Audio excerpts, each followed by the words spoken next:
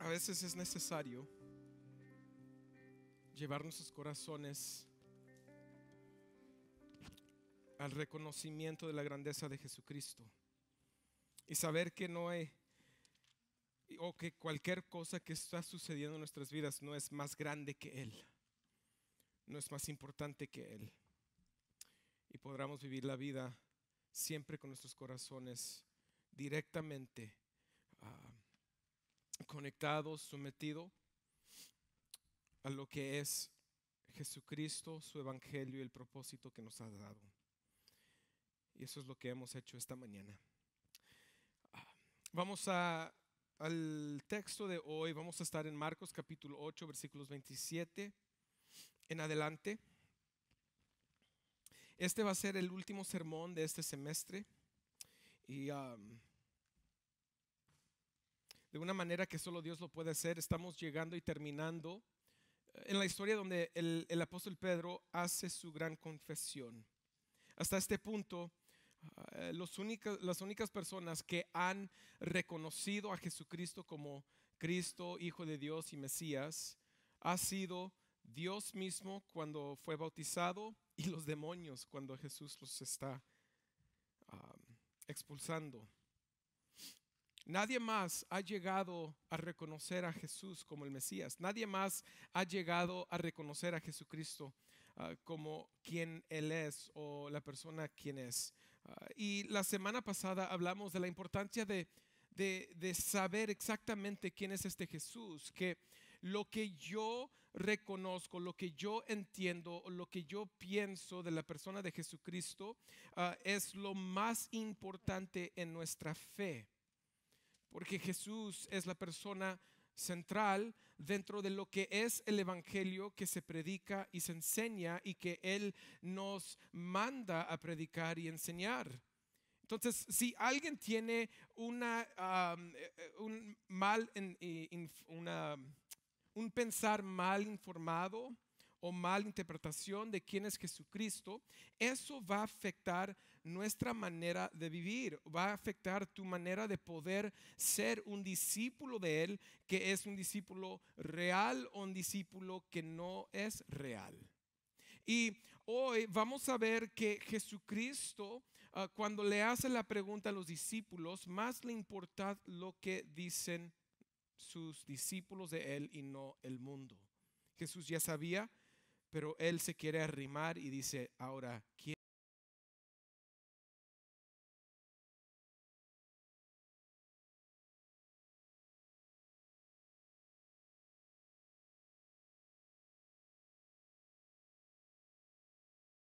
Dios que Él está haciendo en nuestros corazones, llegamos a la fe en Jesús y hacemos una decisión donde decimos que Jesús raya o pone la línea sobre la tierra y uno tiene que cruzar, ¿no? Y sabemos que uno cruza por causa de la fe que el Padre nos da, pero todos llegamos a tener que hacer o tomar ese paso en nuestras vidas.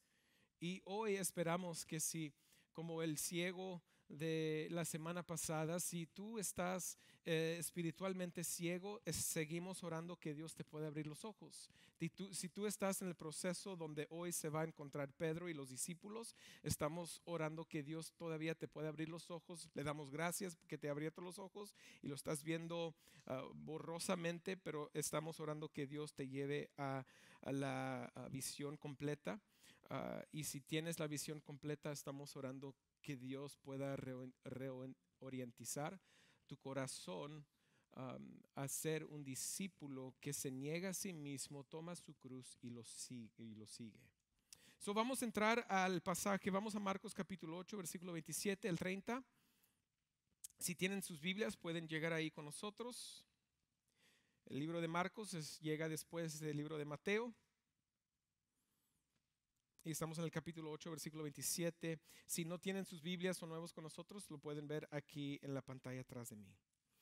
Y dice así: Jesús salió con sus discípulos a las aldeas de Cesarea de Filipo, y en el camino preguntó a sus discípulos: ¿quién dicen los hombres que soy yo? Respondieron: unos Juan el Bautista, y otros Elías, pero otros uno de los profetas. Él les preguntó de nuevo, pero ustedes, ¿quién dicen que soy yo? Tú eres el Cristo. Él le respondió, Pedro. Y Jesús les advirtió severamente que no hablaran de él a nadie. Hemos llegado al momento donde Jesucristo ahora quiere saber, ok, ¿dónde están ustedes? Uno puede ver que Él le dice, ¿qué dicen los demás de mí?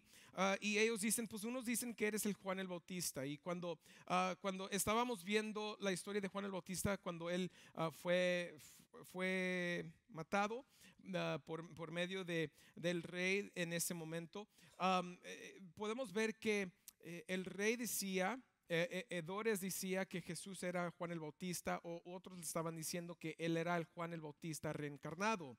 Y luego habían otros que decían pues era Elías. Entonces la razón por la cual decían Elías no fue porque Elías fue el profeta mayor del Antiguo Testamento, es simplemente porque Elías fue que en su historia, en su vida, él no probó la muerte, y nos dice el Antiguo Testamento que Dios se lo llevó con él. Entonces los israelitas siempre han estado viendo a Elías, o como hasta este punto habían estado viendo a Elías como el profeta que siempre estaba cuidando de Israel, siempre estaba pendiente de Israel, y quizás regresar a Israel porque él no había muerto todavía. Entonces ellos dicen pues quizás es Elías, quizás Juan el Bautista, y luego el último dice, pero otros, uno de los profetas, que significa que no es que Jesucristo es un profeta nuevo, sino que Él es uno de los profetas que habían visto en el Antiguo Testamento. Y en estos tres casos, Jesús se le da un nombre de una persona, o una imagen de una persona que tenía lujo en Israel, tenía gentes que pensaban de gran magnitud de estas gentes.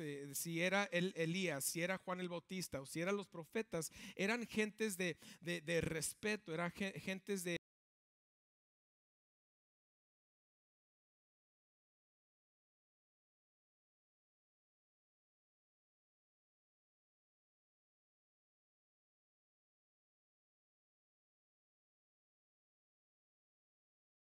ellos todavía no podían ver que Jesús no solo era un buen profeta, no solo es un buen maestro, no solo es un buen ejemplo de la vida moral, sino Él es divino, Él es hijo de Dios, Él es el Cristo. El decir que Jesús es uno de los profetas que una vez en el Antiguo Testamento Moisés escribe que Dios iba a enviar otro profeta mucho más grande que él, o más grande que Moisés, a el pueblo de Israel. Es decir, que Él es igual que los demás, Él está en el mismo nivel, pero la realidad es que Jesucristo no está al mismo nivel que Juan el Bautista, no está al mismo nivel que Eliseo o Elías, perdón, y no es igual que que los profetas del antiguo. No, Jesús es el Hijo de Dios, es divino, Él es Dios. Juan 1:1, en el principio era el verbo, y el verbo era Dios, y el verbo estaba con Dios. Sin Él nada fue creado, porque Jesucristo es Dios, es eterno. No es un hombre creado, no es un Dios creado, Él es eterno porque Él es Dios, Él es divino. Entonces a Él no se puede comparar con Juan el Bautista, con Elías o los profetas, porque Él es mayor que ellos. Y esa respuesta no fue suficiente. Y quizás Jesús no necesariamente quería saber qué decía el mundo, porque Él ya sabía. Pero lo que Jesús quería hacer es así como nosotros hacemos con nuestros hijos a veces, o amigos. Dice, "Shh, shh, shh, pero ¿quién dices tú que soy yo?" Y esa es la pregunta para nosotros. El mundo tiene algo que dice sobre la persona de Jesús. Cada religión tiene algo que dice sobre la persona de Jesús. Filosofía tiene algo que decir sobre la persona de Jesús. Los musulmanes tienen algo que decir sobre la persona de Jesús. Los budistas tienen algo bueno que decir sobre la persona de Jesús. Las religiones, todas las religiones no niegan a Jesucristo, sino lo afirman, pero lo afirman solo como un profeta, como un maestro, o como un buen ejemplo moral. Y aquí en los Estados Unidos tenemos muchas diferentes enseñanzas, muchas diferentes creencias. Y lo que hemos estado viendo nosotros por medio del libro de Marcos es lo que es el evangelio verdadero. Ustedes han visto que cada domingo llegamos y estamos leyendo verso por verso, versículo por versículo, capítulo por capítulo. No estamos brincando nada ni sobrepasando nada. Todo se está explicando. Es decir, que hasta un punto se remueve la excusa que no, pues es que a mí me enseñaron eso hace muchos años. Sí, pero ahorita estás viendo, lo estás leyendo junto con nosotros. Y todos nosotros tenemos que llegar al punto donde estamos dispuestos a hacer una decisión por Él, así como lo hace el apóstol Pedro, porque Pedro llega y él dice, tú eres el Cristo. En Mateo, él escribe que Jesús le dice, bienaventurado tú, Pedro, porque a ti no se te fue revelado esto por medio de hombres, sino por Dios el Padre. Pedro está llegando a un reconocimiento de quién es Jesús y el Cristo. Pues ¿qué significa el Cristo? Sino que el Cristo es la palabra griego para lo que es el Mesías en el Antiguo Testamento, para el hebreo. El hebreo estaba esperando un Mesías que iba a llegar a establecer un reino, establecer su trono, el que iba a llegar a deshacer el reino de Roma y poder llevar a Israel a ser una nación, la nación más reconocida, más poderosa en todo el mundo de nuevo. Eso es lo que iba a ser el Mesías. Y iba a establecer su reino para siempre. No iba a haber fin para el reino de Israel. Entonces, la palabra Cristo, lo que dice Pedro aquí es simplemente decir en el griego, tú eres el Mesías, tú eres el ungido de Dios. Y eso es lo que significa, el ungido de Dios. El ungido de Dios, tú eres el ungido de Dios, tú eres al que hemos estado esperando. Y Jesucristo le dice algo a Pedro, le dice, y a los discípulos, y les dice, ya que saben quién soy, no les digan a nadie, no digan nada. Pero era esencial para Jesús escuchar de sus discípulos. Y cuando Pedro lo dice, lo dice como un representante de los discípulos. No lo está diciendo por sí mismo nada más, sino él está hablando por todos los discípulos, porque ya sabemos que a Pedro le gustaba hablar.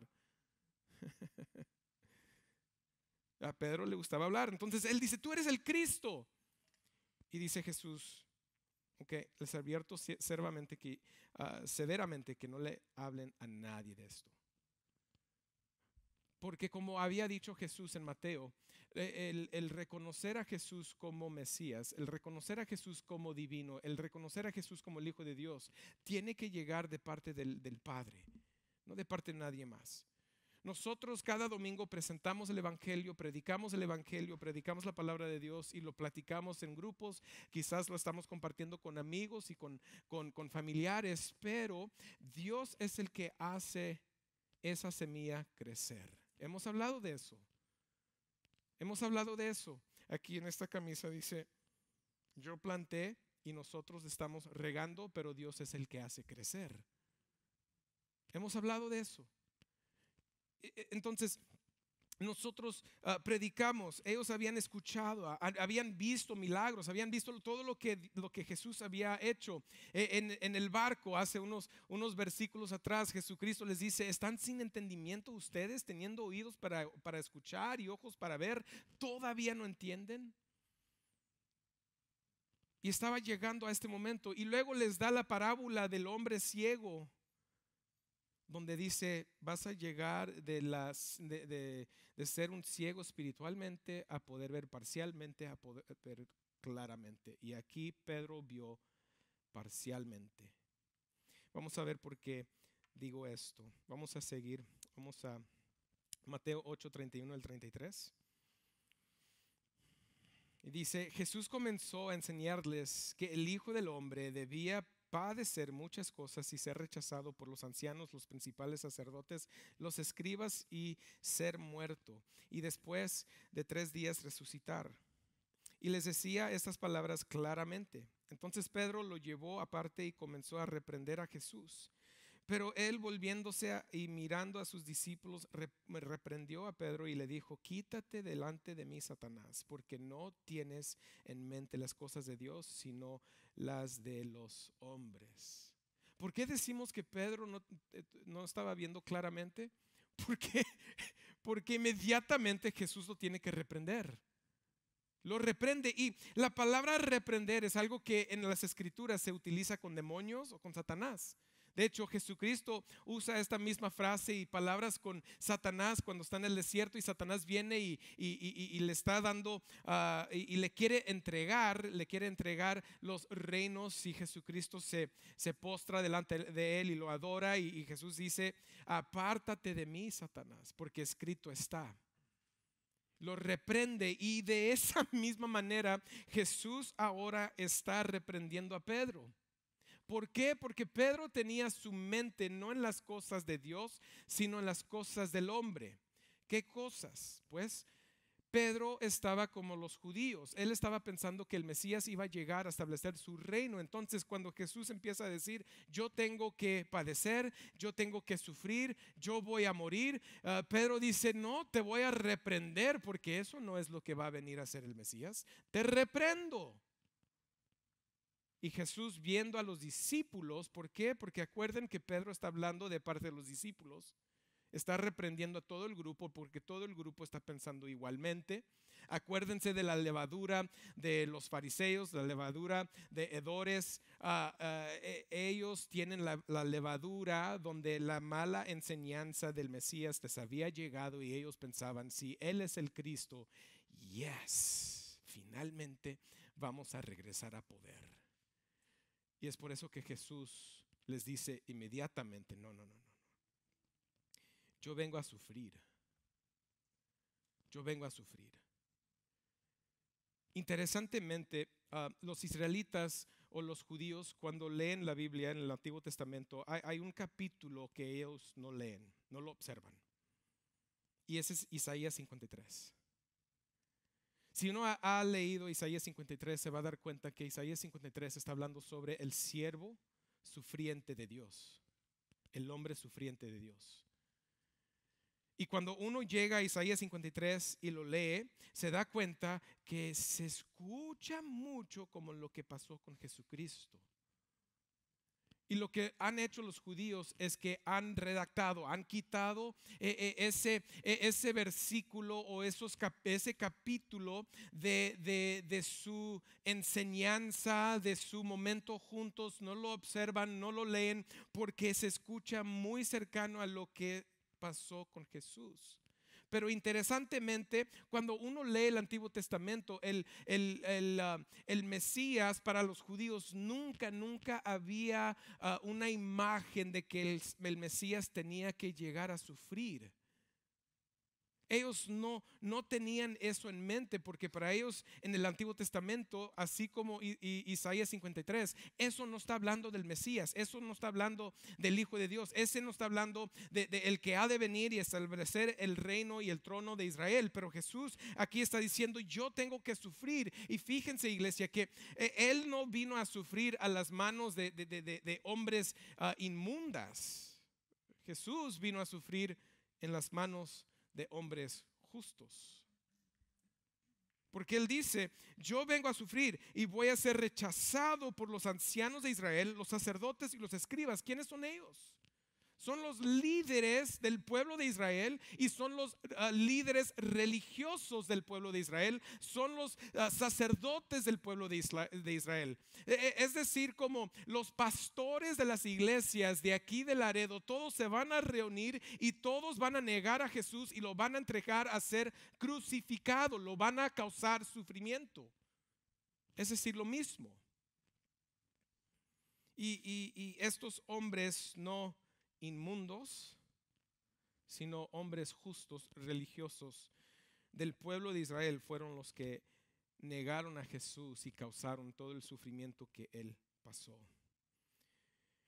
Dice un autor, no es la humanidad en su peor momento la que crucificará al Hijo de Dios, sino la humanidad en su mejor momento. Estos hombres representaban lo que era lo más alto que uno podía obtener en lo que era la sistema religiosa de la iglesia de Israel, y ellos fueron los que entregaron a Jesucristo. Él tenía que morir y él iba a morir no en las manos de Roma, no en las manos de Pilato. De hecho, Pilato dice, yo me lavo las manos porque este hombre en él no encuentro nada malo. Su muerte está sobre ustedes. Regresando a esto, que Jesucristo tuvo que sufrir no por las manos de gentes inmundas, sino en las manos de las gentes justas. Él tenía que resucitar y sí lo hizo. Sabemos que Jesús iba a resucitar y sí resucitó entre los muertos en el tercer día. De hecho, la historia de Jesucristo ya no se niega. La historia de Jesucristo es algo histórico y no solo se ve en la Biblia, sino también en otros libros seculares históricos. Y esos libros históricos seculares reconocen que hubo un hombre que se llamaba Jesús de Nazaret. Ese hombre tenía discípulos, ese hombre empezó a tener muchos seguidores y a los 33 años ese hombre fue crucificado de parte de, ellos dicen de parte de Pilato y los romanos. Y él murió sobre la cruz. Y Josifas escribe de varias cosas que sucedieron durante ese tiempo, durante la crucificación, que también se ve en nuestras escrituras. Josifos no es cristiano, él es judío. Él no tiene ningún de motivo para poder decir o para querer decir que Jesús era el Mesías, porque él era judío, él lo negaba. So, era alguien secular diciendo que esas cosas sí sucedieron. La única cosa que se puede cuestionar es que Jesucristo, ¿qué pasó con el cuerpo de Jesús? Porque hasta los libros históricos reconocen que después del tercer día el cuerpo de Jesús ya no estaba en la tumba. Ya no estaba en la tumba. Y muchos tienen tres teorías, diferentes teorías. Uno es que los discípulos se pusieron de acuerdo, se robaron el cuerpo y se lo llevaron. Pero ¿ustedes creen que los discípulos iban a morir de la misma manera que Jesús por causa de una mentira? ¿Por causa de robarse un cuerpo? Cuando Pedro lo negó 3 veces para no morir con Jesús la primera vez. No. Eso no está bien. Otra cosa es que se desapareció. No sabemos qué sucedió con el cuerpo de Jesús. Entonces, lo único que se cuestiona ahorita es la resurrección. Y la resurrección es lo que aparta y lo que es el cristianismo. Pablo dice en Corintios que si no hay resurrección, todo es en vano. Pero él dice, con toda certeza, vayan con los más de 500 personas que lo vieron vivo después de la resurrección y pregúntenle a ellos, porque muchos de ellos todavía viven. Ellos tenían el testimonio de que Jesucristo había resucitado. Y después de decir que él tenía que sufrir, Pedro lo aparta y Jesús lo tiene que reprender. Y la razón por la cual lo está reprendiendo, iglesia, es que Pedro tenía su mente en las cosas del hombre, no en las cosas de Dios. Y muchas veces nosotros queremos vivir nuestras vidas con las dos cosas en mente. Queremos tratar de seguir las cosas del hombre y queremos tratar de seguir lo que es la palabra de Dios. Y muchas veces lo que pasa en nuestra cultura es que cuando la voz de la cultura sube y es su voz, sube su voz y está mucho más fuerte la voz de la cultura, lo que hacemos nosotros los cristianos es que empezamos a dejar las cosas de Dios y ahora mayormente seguimos la cultura. Mayormente seguimos la cultura. Estoy impresionado en la iglesia de cuántos creyentes jóvenes adultos deciden vivir juntos antes de casarse. Eso es tomar la cultura y no la palabra de Dios. Es impresionante, escúchenme, ¿cuántos de nosotros estamos dispuestos a divorciarnos? Cuando la palabra de Dios nos dice claramente que solo hay 2 razones por las cuales uno se puede divorciar y que si no, Jesús dice que nadie separe lo que Dios ha juntado. Es impresionante cuántos de nosotros vivimos por el yo y no seguimos a Jesús porque queremos lo que el mundo ofrece. No podemos tomar y tener en mente lo del mundo, así como Pedro, y tratar de seguir a Jesús. Uno tiene que ser, lo tuvo que reprender así como reprendió a Satanás, porque el tomar esa mentalidad en ese momento, Pedro estaba tomando la misma mentalidad que Satanás en el desierto cuando le ofrece los reinos, porque eso es lo que quería: establece tu trono ahorita. Y por eso Jesucristo lo tuvo que reprender. Y mi pregunta para ti hoy es ¿cuál es esa cosa? ¿Cuál es la mentalidad del mundo que tú has tomado y tú quieres seguir? Normalmente, para poder identificar eso, siempre inicia con el yo. Es que yo me siento de esa manera, es que yo quiero, es que yo busco, es que yo anhelo, y yo deseos, y yo esto, y yo el otro. Y no estamos viviendo por Dios, no estamos viviendo para Dios, sino estamos viviendo para nosotros mismos. Eso es tener idolatría en nuestro corazón, y nosotros somos los dioses quienes estamos adorando. Y tenemos que tener mucho cuidado con eso. Tener mucho cuidado, porque eso no es parte del evangelio. Seguimos leyendo Marcos 8, 34 al 38. Dice: llamando Jesús a la multitud y a sus discípulos, les dijo: si alguien quiere venir conmigo, niéguese a sí mismo, tome su cruz y sígame. Tres cosas que uno tiene que hacer. No es opcional. Jesús nos está diciendo: si eres mi discípulo, si quieres, niégate a ti mismo. Pero si no quieres, no te preocupes, no te preocupes. A mí me importan más los números que salvación verdadera. A mí me importa tener más gentes alrededor de mí que darles a ustedes la vida eterna. Eso no es lo que Jesús estaba haciendo. Jesús dice: si eres mi discípulo,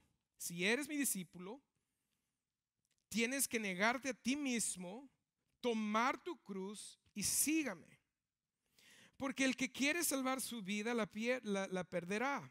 Pero el que pierda su vida por causa de mí y del evangelio la salvará. O de que le sirve a un hombre ganar el mundo entero y perder su alma.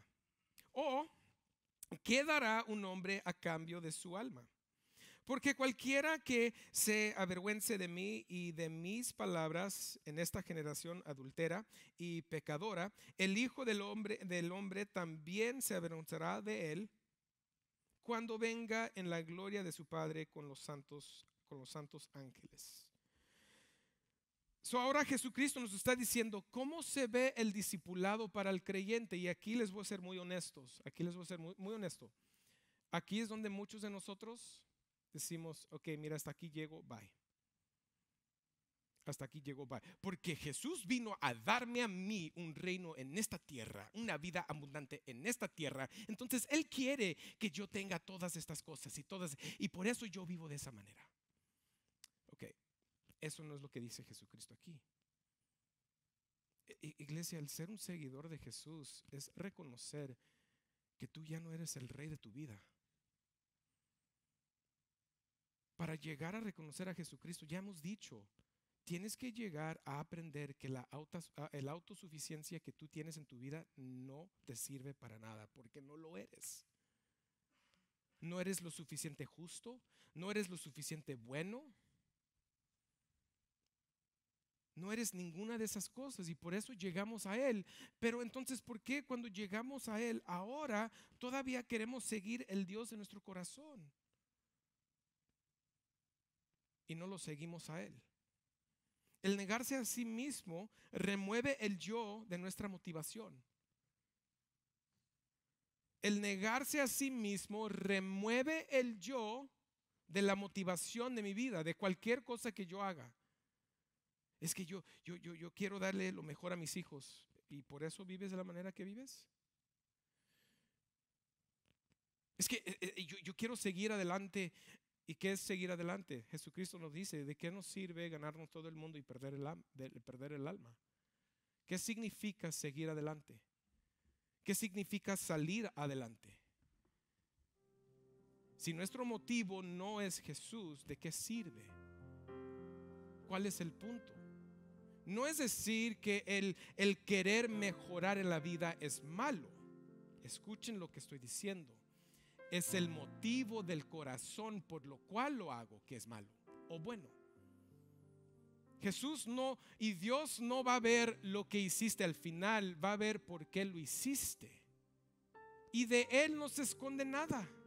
Eso es mejor ahorita llegar en oración y decirle: Dios, cambia mi corazón, porque en mis oraciones y en mi ambición en la vida escucho mucho el yo y no tú. Escucho mucho el yo y no el evangelio. Escucho mucho el yo y no Jesucristo. Escucho mucho el yo y no la iglesia. Y esos son señales, iglesia, de que estamos mal. No tenemos el motivo por lo cual Cristo vino al mundo. Tenemos un motivo equivocado. Miren, yo no vivo mi vida para darle lo mejor a mis hijos. Yo vivo mi vida para Dios, reconociendo que si hago esto bien y me enfoco aquí, ellos van a recibir lo mejor. Yo no me tengo que preocupar de darles lo mejor a ellos. Yo tengo que preocuparme de darle lo mejor lo mejor a Él, y Él se encarga de lo demás. Tomar tu cruz, ¿qué significa? Obvio que para nosotros no nos están dando cruces para cargar todos los días.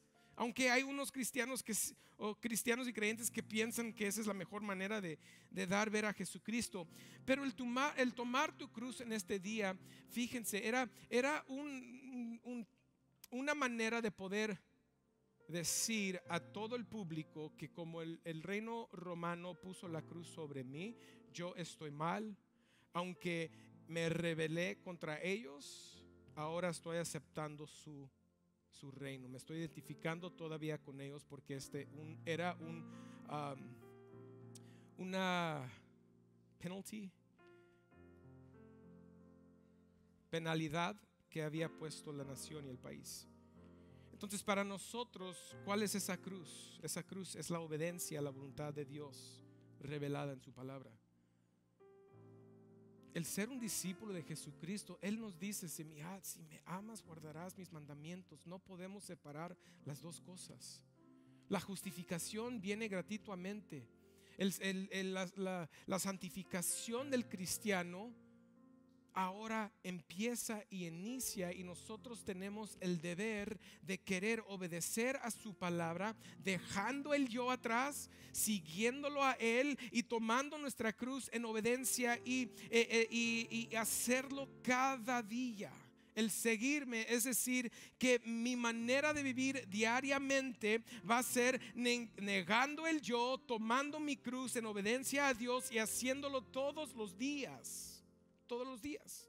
Y Jesús nos da unas preguntas de por qué esto es importante. Dice: porque para quien quiera salvar su vida la va a perder, pero el que pierde la vida por mí, por el evangelio, lo va a salvar. Eso es algo que Él nos dice. Luego dice: no sé, ¿qué se gana? ¿Qué se gana uno con ganarse el mundo y perder el alma? Lo impresionante de esto es que nosotros vivimos de esta manera, pero lo vivimos en el egoísmo. Porque hace unos años cambió nuestra cultura y nuestro pensar, y cambió de una manera donde ya en las escuelas y en nuestras casas, muchos de nosotros le decimos a nuestros hijos: tú haz lo que te hace feliz, mi hijo. ¿De qué sirve que trabajes todo el día y te ganes tanto dinero y luego llegas a la casa frustrado,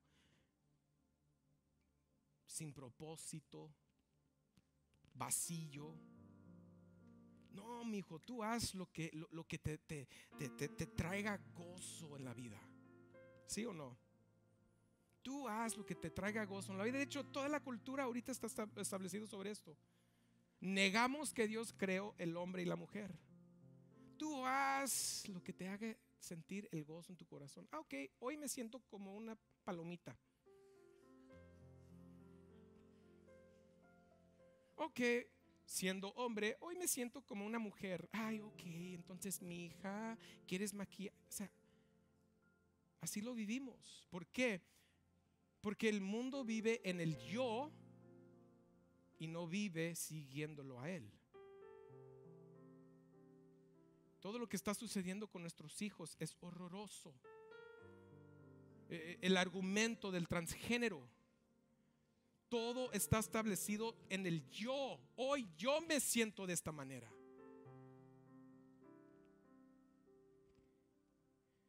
Y Jesús está diciendo algo similar, pero con otra mirada y otro motivo. Él dice: ¿de qué ganas si te ganas todo el mundo y pierdes tu alma? Lo que Jesucristo está diciendo es que si en este mundo tú te puedes ganar todas las riquezas, toda la fama, todo el poder, todo lo que tú anhelas y deseas, pero en el final no tienes vida eterna, ¿de qué sirve? ¿De qué sirve? Esto es diferente a lo que vivimos hoy. Y estamos dispuestos a darle a esta cultura ese mover de lo que tú sientas tú eres, lo que tú sientes tú hazlo.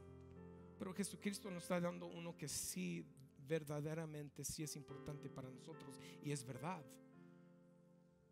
¿De qué sirve que esta cultura esté confundidos de tantas mentiras que les hemos dado? Y ahora niegan a Dios, porque Dios es un Dios que les da estructura y les dice: no, la verdad es verdad, y eso no se cambia. Iglesia, el seguir a Jesús es vivir una vida de nuevo centrado sobre el evangelio. Jesús dice: si te avergüenzas de mí, yo lo haré de ti.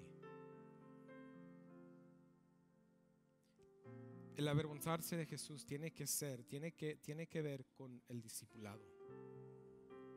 ¿Te estás negando? ¿Estás tomando tu cruz y lo estás siguiendo? Esas tres cosas deberían marcar nuestras vidas. En tus conversaciones en casa esta semana, escucha cuántas veces utilizas la palabra yo, me gustaría, yo quiero.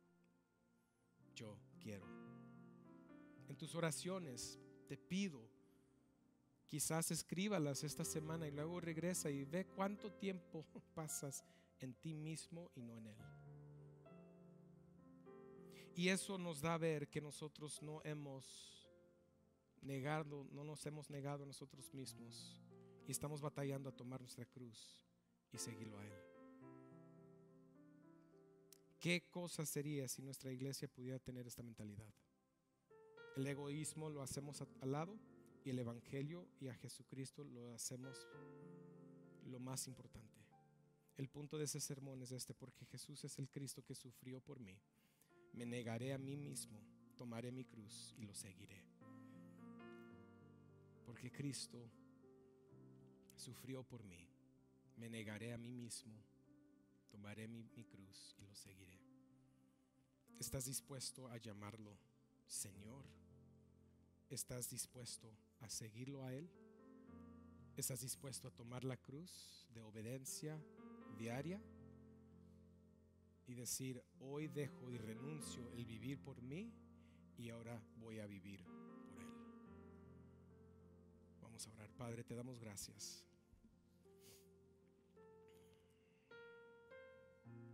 Gracias por tu palabra, que nos da verdad, palabras de vida eterna. Nos deja saber y reconocer quién es Jesús y cómo deberíamos seguirlo a Él. Padre, nuestro anhelo como iglesia es que nosotros podamos ser un cuerpo de gentes dispuestos a vivir en el discipulado cada día, negándonos a nosotros mismos, tomando nuestra cruz en obediencia y haciendo eso todos los días de nuestra vida. Que nuestra comunidad pueda ver a Jesús en nosotros. Todo lo pedimos en nombre de Cristo Jesús.